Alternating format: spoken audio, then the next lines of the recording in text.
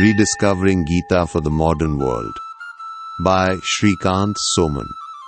Based on Essays on Gita by Sri Aurobindo. Chapter 3 The Human Disciple Continued. Episode 23. Arjuna's Crisis of Dharma, when a warrior's code fails. The Pragmatic Man's Spiritual Awakening. Beyond Principles, Arjuna's Unparalleled Moral Dilemma. Key takeaways. Arjuna as the representative of the practical man. The conflict of dharma. The crisis is a collapse of all known standards. Arjuna, a warrior of Sattwic qualities. It becomes evident in the manner in which he is awakened to the sense of what he is doing. The great slaughter of which he is to be the chief instrument. In the thoughts which immediately rise in him. In the standpoint and the psychological motives which make him recoil from the whole terrible catastrophe. They are not the thoughts, the standpoint, the motives of a philosophical or even of a deeply reflective mind. They are also not of a spiritual temperament confronted with the same or a similar problem. We might say that they are those of the practical or the pragmatic man. They are of the emotional, sensational, moral and intelligent human being who is not habituated to profound and original reflection or any sounding of the depths. They belong to a human being who is accustomed rather to high but fixed standards of thought and action and a confident treading through all vicissitudes and difficulties.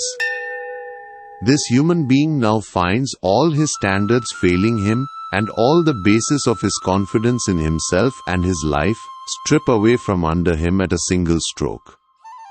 That is the nature of the crisis which he undergoes.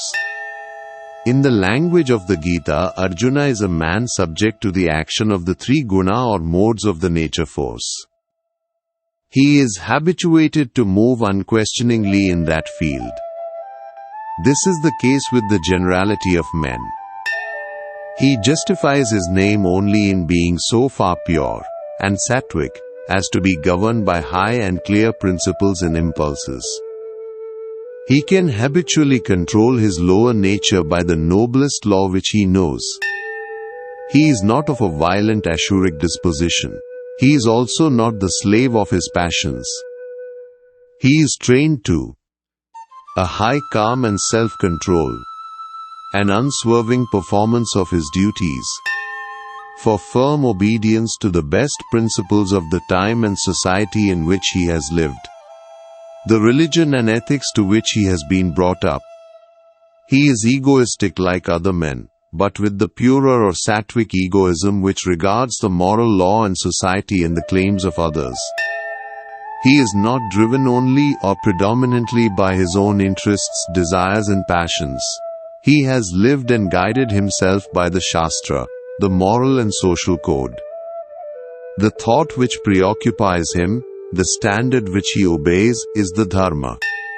Dharma is the collective Indian conception of the religious, social and moral rule of conduct.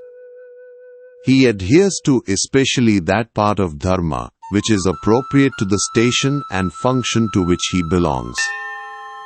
He is the Kshatri, the high-minded, self-governed, chivalrous prince and warrior, and leader of Aryan man. He has reached this high point of his life by always following this rule of dharma, conscious of virtue and right dealing. And at this point he suddenly finds that it has led him to become the protagonist of a terrific and unparalleled slaughter. It has led him to a monstrous civil war involving all the cultured Aryan nations. It will sure lead to the complete destruction of the flower of their manhood. It threatens their ordered civilization with chaos and collapse.